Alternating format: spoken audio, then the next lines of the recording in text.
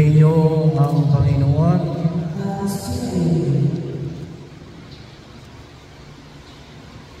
Sino na kaya sa inyo ang iniwanan?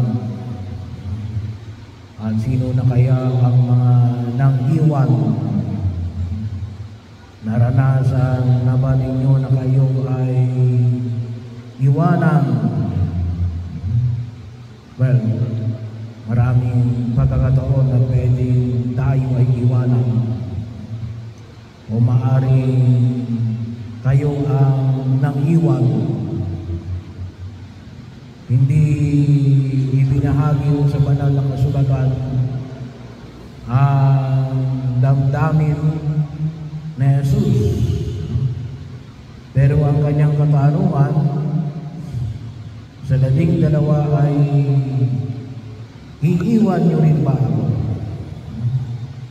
Bahagi yun na siyang ating maging pagninilay ngayong linggo na ito. Bakit?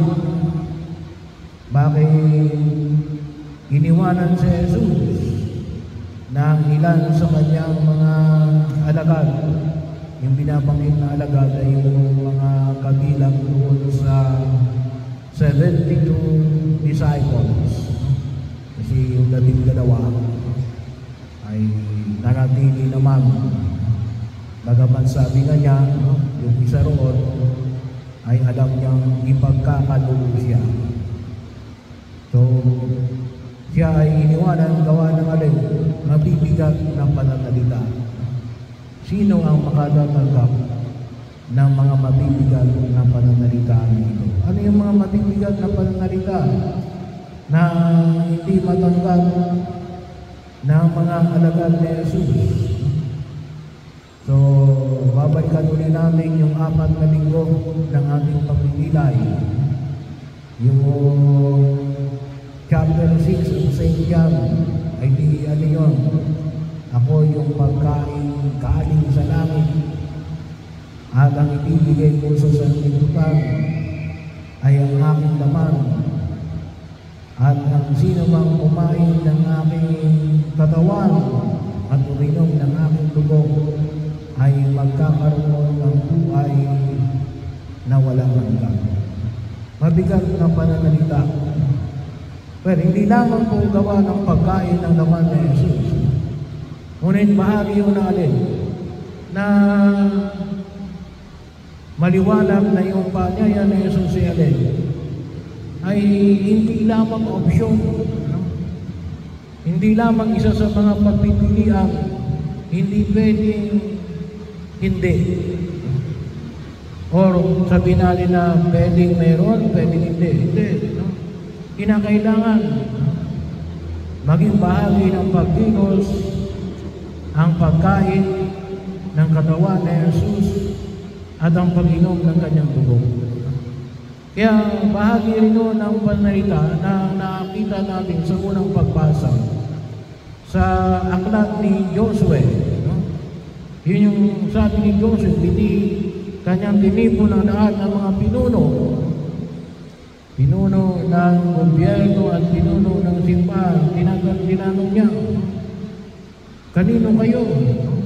Kayong baga ay sa Diyos-Diyosan ng mga taga-Mesopotamia o Diyos-Diyosan ng mga unang nakatira doon sa Israel. So, bahagi yun na kung saan ay ipinahayag ni Joseph. Pero sabi niya, ako ay para kay Yahweh. So, yun po nawa yung makita mo namin. Ang isang pagtugon sa panawagan ni Jesus na ang pagpili sa Kanya ay isang pagpili ng ututusin ay para lamang sa Kanya. Kaya, hinaanyahan tayo ngayon na magpili sa dalawang bagay. Una, ay sa mga karanasan natin na tayo ay iniwanan, humingi tayo patawarin natin yung mga taong nang-iwan sa atin. Bahagi o yun. Napakaalaga yung pagkapatawad, lalong-lalo na sa pagkatumisan, makita natin na malaking bahagi. Kaya yung mga taong hindi nakapagpatawad, na naiwanan, ay yun din ho yung mga mangiiwan. Kasi kung minsan hindi natin alam, gumaganti tayo. Kasi bakit? Iniwanan tayo Ay kapag hindi natin napatawad ang mga tao nang iwan sa atin, malaki ang tendency, hindi naman lahat. Pero kapag lalong-lalo na hindi natin napatawad, gaganti at gaganti tayo. Kasi masakit ang iwanan. Mangiiwan din ako. Gagawin rin kita ang isang option. Hindi. May mga pagkilos sa kuntusin. Hindi pwedeng option. Isa ka lang. Hindi pwedeng isa ka lang. Ikaw lamang. Kaya ngayon kalawang pagbasa, anong sinabi nito?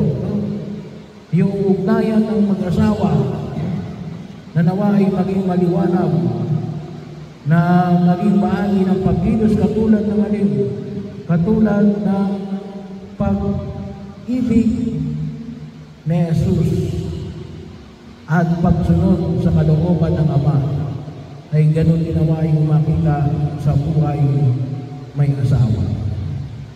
Kaya yun ang una, patawarin natin ang mga taong nang iwan sa atin. So bahagi pag nilay-nilayan natin, sino baga yung mga iniwanan natin, either kung tutusin po natin, gawa ng pagpili natin o gawa ng hindi natin sinasadya o sinasadya ka natin, humingi tayo ng kapatawaran sa harapan ng may kapal. Isa lang po dapat ang iniwanan na hindi dapat natin hingin ng tawad. Ano yun? Sa kasalanan. Bagamat may mga bagay na kinakailangan natin iwanan, alam nyo, one time, ako po ay na-involved sa mga OFWs. Isa ko sa mga research na ginawa ay nung unang panahon, kasi ay siguro po mga 12 years ago, yung mga magulang hindi pinapaalam sa anak na sila ay mag-a-abroad, mawawalan ng makikita lang ng mga anak, wala na yung nanay nila, wala na yung tatay nila, very traumatic ko pala yun, hindi nakakalimutan ng bata. Kasi bakit hindi man lang nagpaalam? Kaya kung kayo mangingiwan, magpaalam din kayo.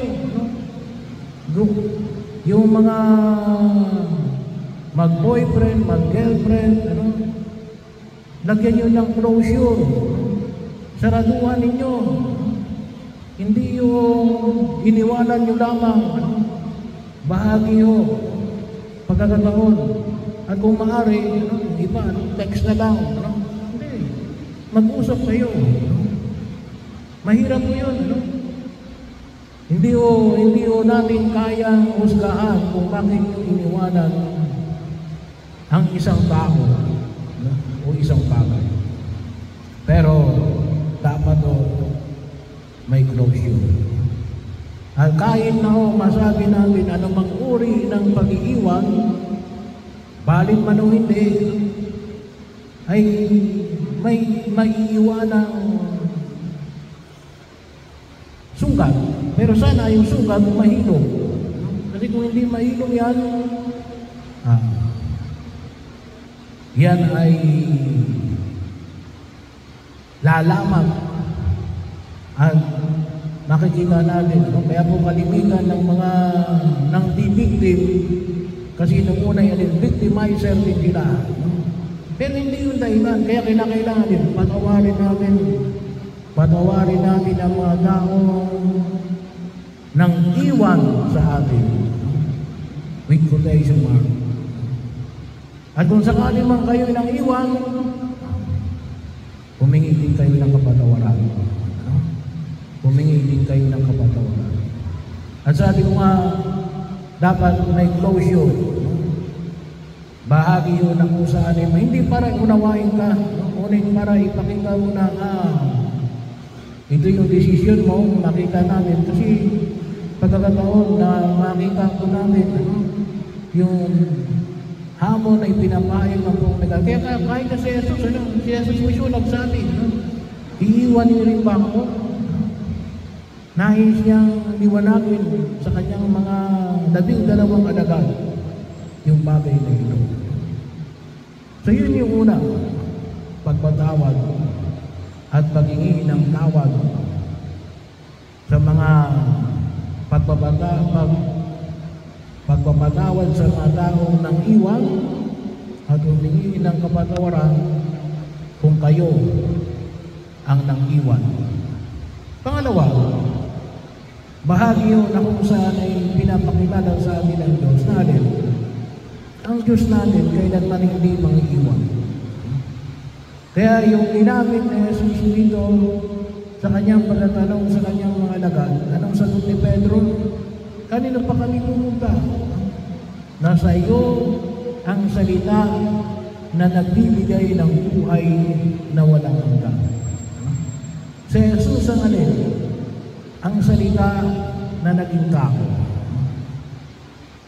Ang salita na kung saan ay nagkaroon ng kaganapan. Ang salita na may laman. Hindi salitang hangin. Salita na may kahulugan at may epekto sa buhay ng tao. At hindi lang siya nagkatawang tao para iligtas tayo. Yung kanyang pagkanarito at ang kanyang paghahandog ng kanyang sarili ay alin? Ay inihahandog niya for eternity. At nais niyang may bahagi sa atin sa bawat sandali ng ating buhay. Kaya ngayong banal na pagdiriwang ng misa ay isang pag-aalay lamang na Jesus mula noong 33 AD hanggang ngayon at hanggang sa wakas. At hanggang ngayon muli namin nagiging bahagi saan? Sa banal na pagdiriwang ng misa. Ang salita na nagiging ang isang kapirasong tinapay ay naging isang katawan ni Jesus. Ang salita na ang ilang patak ng alak ay nagiging dugo ng ating Panginoong Yesus Cristo. Nandito yung pinaka-presensya ng Diyos. Kaya hindi mo siya nang iiwan. Bagamat kuminsan sinasabi ng tao na alin, iniwanan ako ng Diyos. Hindi ko tayo iniwanan ng Diyos. Nandito palagi ang Diyos. Tayo ang nangiiwan sa Diyos. Kapag tayo nagkakasala, kapag tayo ay hindi nakikinabang sa kanyang biyaya ng pagpapala, lalong-lalo na sa biyaya ng mga sakramento. Pagkakataon na kung sana ipinamamanig sa atin ang buong may kapal. Alam nyo, kaya nga bahagi, no?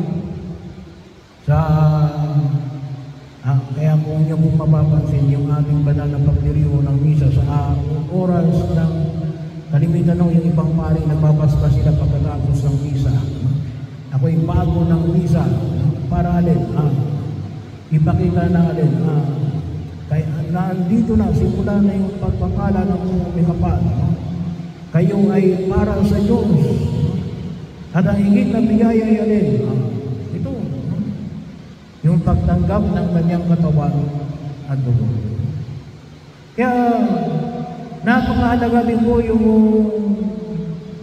yung devotion na Divine Mercy, dakilang awa ng Diyos. Ano nakita natin sa devotion ng Divine Jesus, I trust in you. Kasi ang Diyos hindi nang iiwan niyang Ang pakiramdam lang natin, iniiwanan tayo ng Diyos. Bakit? Tayo ang lumalayo sa Diyos. Pero ang Diyos, ninais niya at binahagi niya, hindi lamang sa salita, institutionalized. Naging bahagi ng institusyon. Kaya po, yung banal na pagdiriwang ng misa, walang putol yan. Saan ka mang dumalog ng daigdig na may mga Katoliko, nandoon yung banal na pagdiriwang ng misa, nandoon sa Jesus. Maaaring iba lamang yung sa kanilang salita, pero nandoon pa rin sa Jesus. Paanyaya natin, nanawa, huwag natin kalimutan na ang ating Diyos kailanman ay hindi mangiiwan. Kaya, idalangin natin sa harapan ng Panginoon may kapal na nawa yung higit natin mga pagkilos ay isang pagkilos natin. Masabi rin natin, katulad na ipinayang ni Pedro, kanino kami pupunta? Nasa iyo ang salita na nagbibigay ng buhay na walang hanggan. At nawa, makita yan sa buong pagkilos natin bilang mga Katolikong Kristiyan.